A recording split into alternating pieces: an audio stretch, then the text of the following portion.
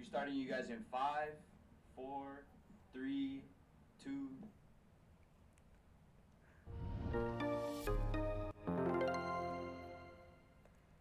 All right, welcome to another edition of Talking Story with Augie. So, the last couple of weeks I've had my comedy friend, I've had my son, my mom, my daughter.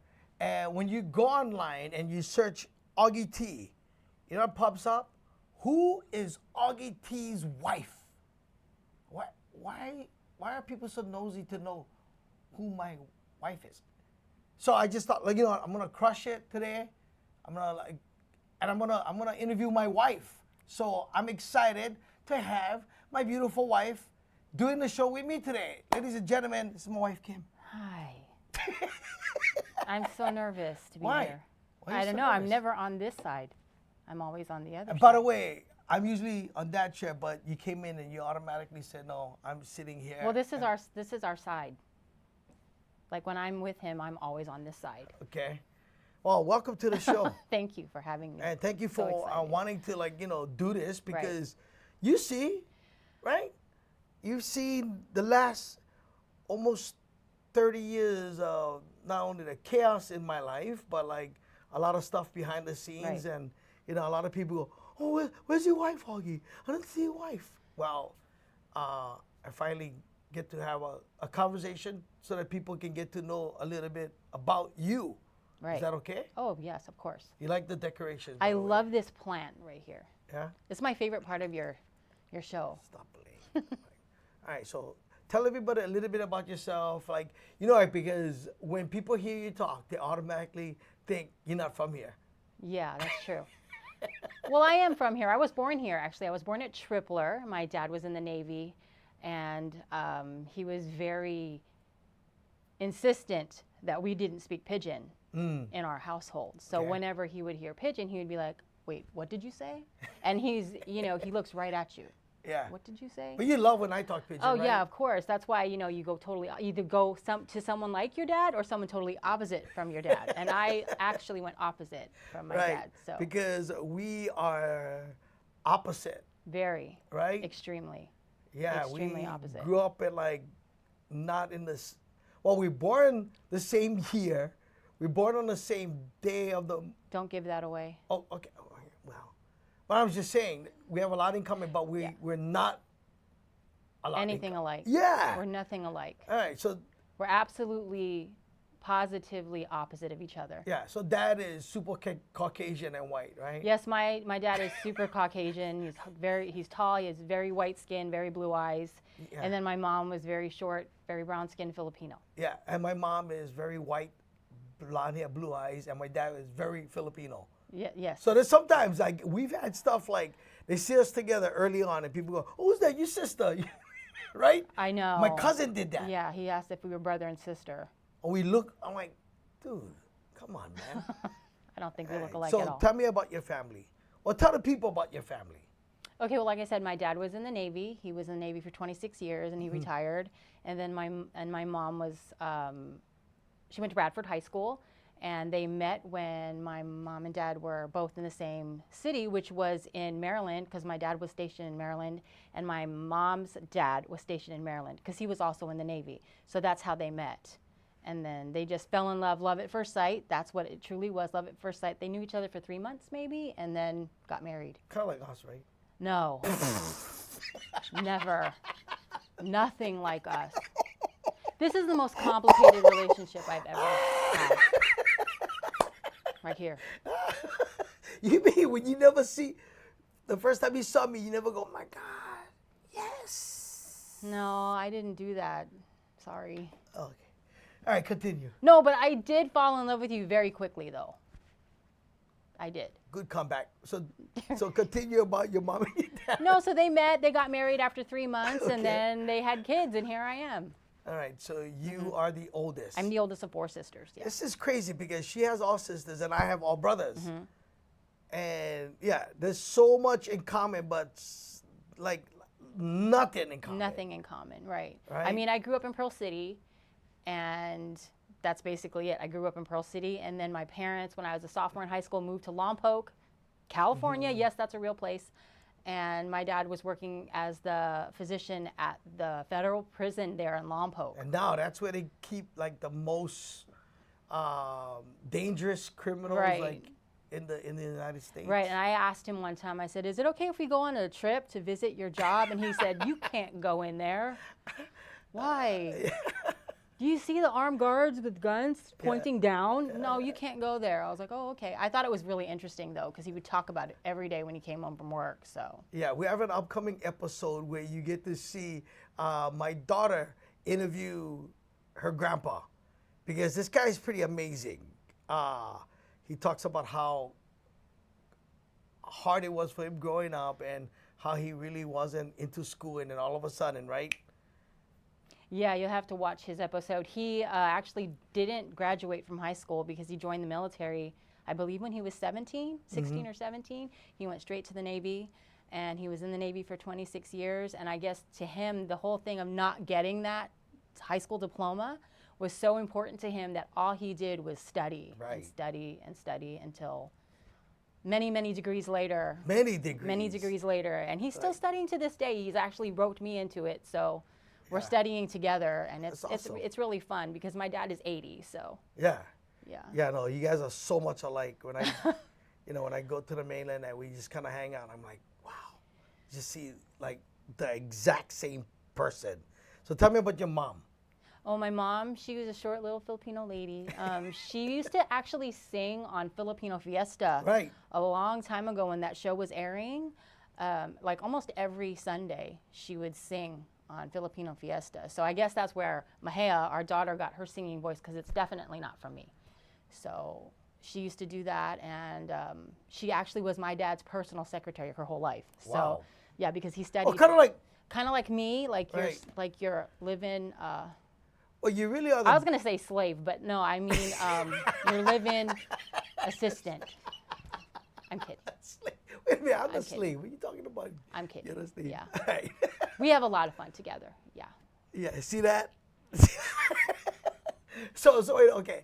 Because you're really the backbone behind the machine. You make sure that I stay in line. You make sure that like I'm really taking the time to think through a lot of things, because my hands are in a lot of different. Well, I wear a lot of hats. You do, and you're like, I always commend how much work you do, because you're always working, and it's, I mean, amazing to me how hard he works. And sometimes he forgets where he's going. No, I forget a lot. Where he needs to be, and then he'll like verbally agree to something to someone and then forget that he did that. So I'm like, please don't verbally agree until you write it, jot it down, or because there's too many things going on in there. And now, I'm considering going back to school to go back to business management. Which I want him to. I think that would be so awesome if he did that. I always encourage him to go back. Yeah. Well, you did a lot. You did a lot in the career taking off. But, you are the backbone behind, what we do, what I do. But then my hair's, foundation and, the pageantry, and it's not easy. Just people think, our life is like glamorous, and it's really not. No, my wife is like constantly on my ass. Well, it's not because of that, but it's because there are other reasons why. I know that I neglect the family a lot, and I always have to be put in place to to get told what is my priority.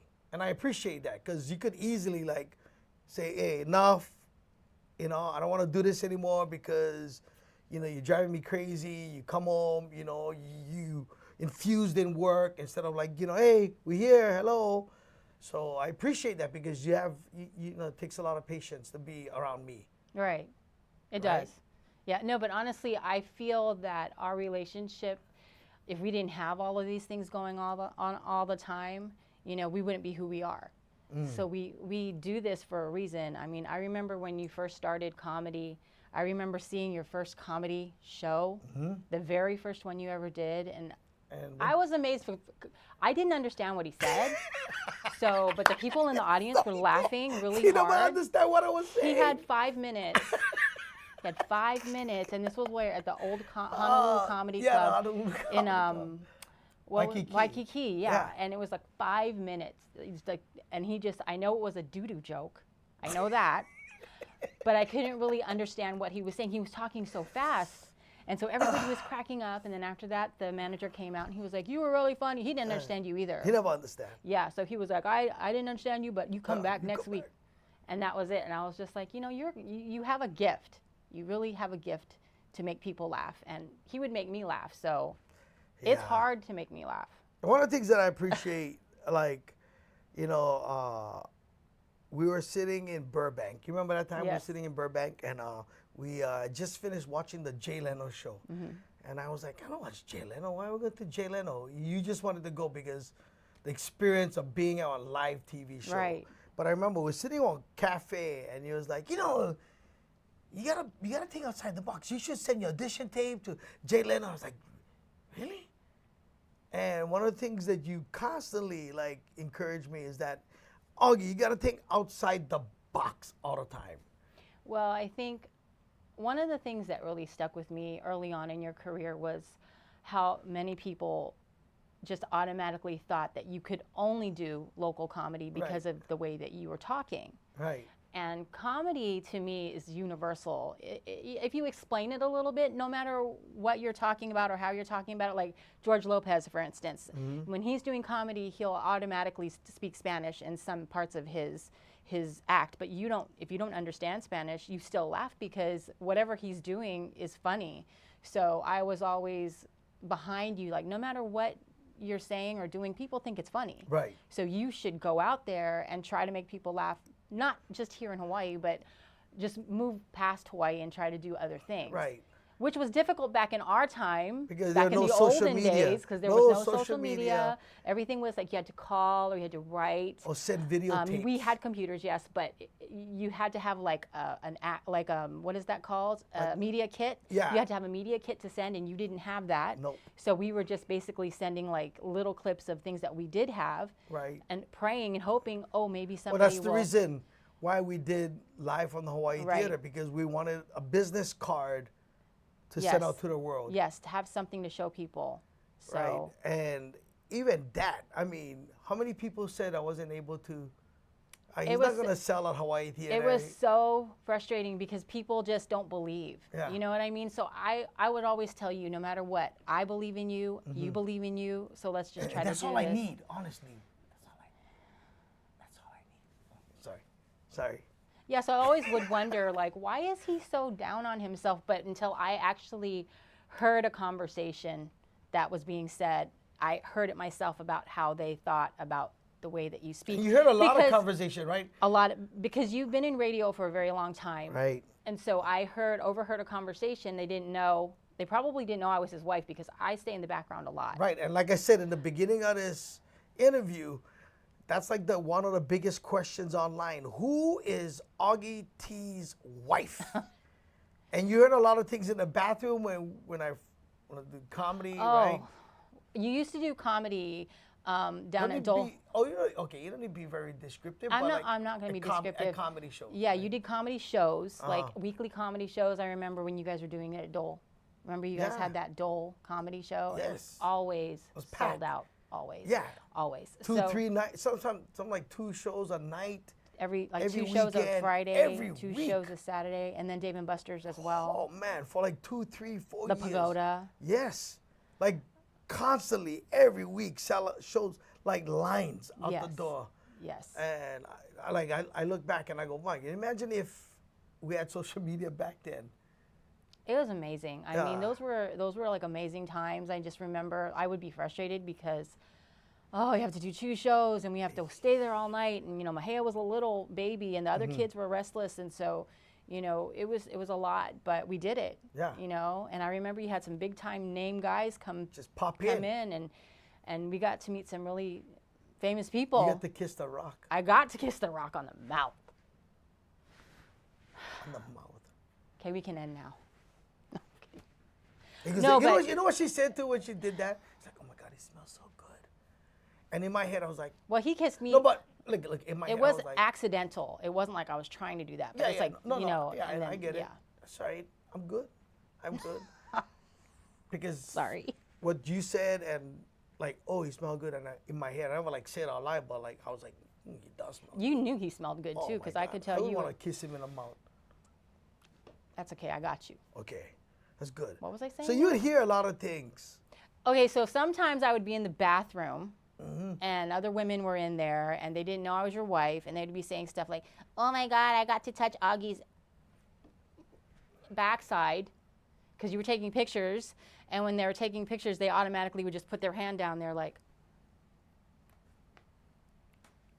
And I didn't see him stopping it at all.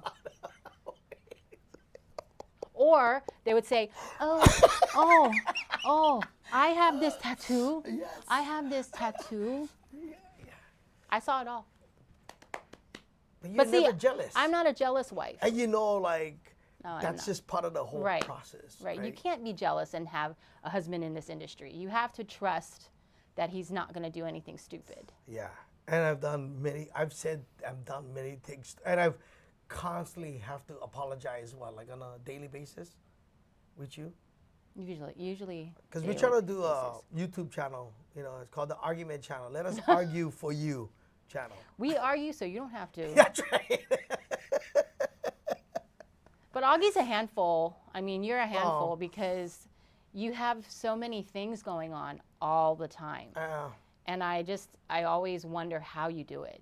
You're such a jack of all trades. Well, I think like I have a lot of anxiety, and I'm not afraid to let people know. Like I worry. I grew up extremely poor, Like sometimes I overwork because I'm worried about going run out. Right. Or going away. Right. Right? I'm so worried about my family. I'm so worried about, you're telling me we're going to be okay. We're going to be fine. And people don't realize how tough it was. I mean, one of the toughest things that happened over the last 30-something years is when I decided to run for office. Right. Remember how difficult that was? I remember. And I don't like telling this story, and we can because at that time, I never like people feel sorry for me because, I'm not that kind of person. I don't like people feeling sorry for me. Like, Right. I decided to put myself in a situation. I will figure it out. My family will figure it out. And everything will fall in place because we trust in God. Right. That's the bottom line. We trust in God, and we know that if there's going to be a challenge, we're learning something from it. And if it's going to be a blessing, we're so thankful. So, you like tell everybody what happened? Well, I'm gonna give everybody a little. Can I give the secret? Go ahead. Our 20-year secret. Yeah, go ahead. So for 20 years, I was his radio partner, and I was Howley Girl. That was my radio name. Right. I was Howley Girl. Nobody knew who she was. Nobody knew who I was. And We used to do giveaways. Find the Howley girl in the mall this weekend and win a trip to like Vegas. Where's Waldo? Like, where's Waldo kind of thing. And But nobody knew what I looked like, so. They would walk up to, can you imagine? You in the mall, and a local brother come up to you, and Howley lady, hey, you Howley girl, what? But we did crazy stuff like that, and you did it for a long Yeah, time. like 20 years. 20 Yeah. years. So I was his radio partner for 20 years, and the day he decided to give out his information that, yes, I'm going to run for office, I remember like that I remember night. it vividly because I still have that feeling inside me. Yeah. Well, I know like the night before I started writing to all these people that I felt like, wow, man, they gave me an opportunity, and I wrote this long letter, not knowing that the next day was going to be like the most Traumatic. Yeah. Like, wait, I was told everything will be okay, run for office, you can keep your job. But you remember how bad that It was day was? terrible. But, I remember long before that, in 2003, you were asked to do something political, like run for a state representative seat or something. We weren't ready. Yeah. But you were ready to do your comedy. So, we That was kept during on. Governor Lingo's administration. And I was so fascinated with Governor Lingo and what she was able to accomplish being the first Republican, to win in a Democratic state. Right. And, I wanted to jump on board and help and do whatever I can. And one of the challenges was like, maybe you should run for office, right? Right. And I remember we went to Governor Lingo's ball. Yes. That was so much fun. It was. To go to the ball. I mean, Yeah, going to the governor's ball was something I'm never going to go to a governor's ball, but I did. So, you know, it was cool. We were like already, like the people just thought, well, you gonna just do it? No, I've been thinking about it for a long time, right? Yeah. But that day when I decided to, Okay, so back to what I was saying. So we decided, yes, he's going to run for office, and we're going to announce it. So right before we went to Honolulu Hale for him to make his announcement, the radio station called him and fired us. yeah, So we got fired. I remember like going into We that got fired office. the same day he made his announcement to run for office, and we were just devastated. I mean, we didn't know what we were going to do because that was our job.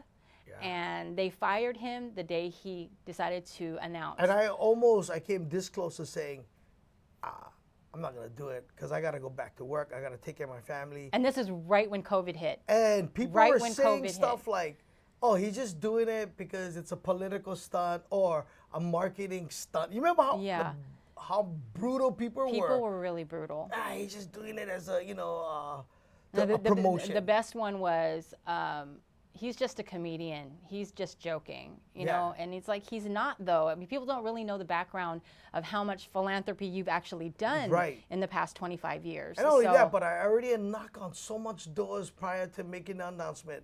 And I was like, if I drop out, people just going to think, he was a phony. He was just, doing a publicity stunt. And I just remember, like, how are we going to do this? Remember how we were both like devastated, both crying. We didn't know what to do. But if you guys watch the press release, you can see that I was fumbling all over. And I did. I don't even think. I don't know if I was crying. I may have been. But you can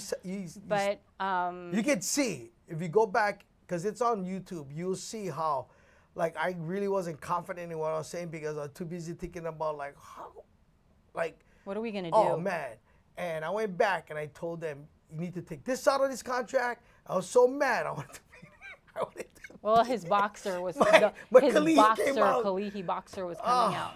Yeah, I told him he had to calm down, and we were both very devastated. But so what we had to do was we didn't qualify for unemployment. Nothing. There was nothing we could do. So we started doing Instacart. But even like that, like before we started doing Instacart as a family so that we can make ends meet. Yeah. I had to put everything in our line to make sure that we're going to be okay. Because we never know when this pandemic was going to be over. You remember? Right. Because I went, okay, Kim, mind you, I just told everybody the March that I was going to be done with comedy, no more big shows. I'm going to focus on running for office. I went, okay, maybe I come back to comedy. Well, how are you going to do comedy during COVID? I know that, and we signed a contract to do a residency at the Plaza, and then they shut down. That's when everything shut down. Shut down. Yeah, no comedy, no work. It was like March. No one's hiring. Yeah. And we went, okay, Instacart. And we have some friends that we are always going to be thankful and grateful to, and that's Eddie Onoi and Glenn Haraguchi. Yeah. Man, they kept me like functioning and, well, luckily, Eddie and Glenn were still able to keep their businesses going during COVID. A lot of people weren't fortunate. But even that was tough. Yeah, that was really tough. But I think that was one of the most devastating times in our relationship. Like, what are we going to do? Yeah. How are we going to get through this? How are we going to pay our mortgage? How are we going to do anything, because we have no job? So we'd wear my, Vote for Augie t-shirt. We're going to deliver groceries at people's. So we were going, hey, don't forget, I'm running for office. But I think people will be like amazed that it was humbling. It was humbling. So when I hear people talking about how hard it is to make ends meet in Hawaii, like I can feel their pain. I know how that feels. I grew up in public housing. My wife, middle class, right? And we had to shift everything. Like how we do things and how we're gonna make ends meet, and man, it wasn't fun. No. At all. No, it was really a difficult, humbling period of our relationship and of our time. You remember the week of the election? I do. Huh? I remember we the laying week. in bed, and she looked at me. She Well, we didn't even watch the election. goes, no, We didn't watch it But like because the couple days before that, she goes, are you gonna win this election? no, I didn't say are you. I said you better win this election, Augie, because otherwise we're going to be doing Instacart for the next 5 years. She said, and I was working as a security guard. Right. You guys talk about humbling. Man. I remember that. On North Road. Thank you, Sanj, for hiring me. Like, Yes, thank it you, was Sanj. But it was on North Road. It It was very was at scary. Eva And it Apartments. was the midnight to morning shift. because I had to go hold signs at like 6, and I needed time in the evening to hold signs, so I had to find a job between 8 And you 3 know, a.m. I give you so much credit because doing that job, I mean, it was so hard and it was so, you were so tired, but you were so committed to doing whatever you needed to do to run for our office. And, we were all behind you. We support you. And it was just one of those times where we were like praying every day, like, I hope this works out. That's why, like, people got to understand, like, for me, my only motive is to make sure that we're taking care of our community. This is not about a paycheck.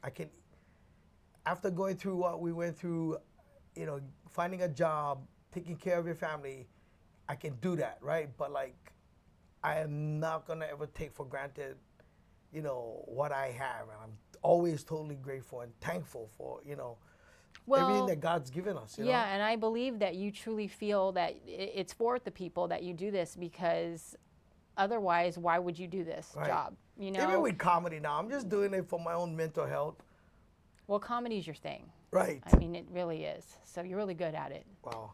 We're going to end this. I want to thank you. Love you. Thank you. I love you too. For being a part of Talking Story with Augie. Now, guys, if you want to know when I'm doing all my shows, you can log on to purealohaentertainment.com. That's purealohaentertainment.com.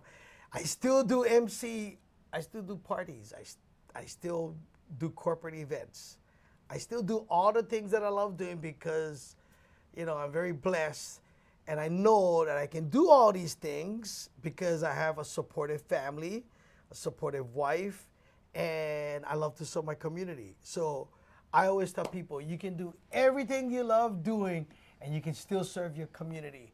So, do whatever you can to do it because we need, like-minded people like that, like find solutions in helping our community become a stronger, vibrant, place. So you know who I get to interview next, right? Yes. Commander. I'm so excited for you to interview Commander. Yeah, that's going to be my next segment. And Commander has been so helpful in not only helping Miss American Scholar and Brave, but like he's become one of our good friends in the community and somebody that's making a difference in the community. So, definitely. Again, thank you. Thank you for not spilling, No, you have to wait for my book. Oh, gosh. My tell-all. It's going to be devastating. All right, that's it. Follow me on Instagram at Augie T. You guys are awesome, and we'll see you soon. Aloha.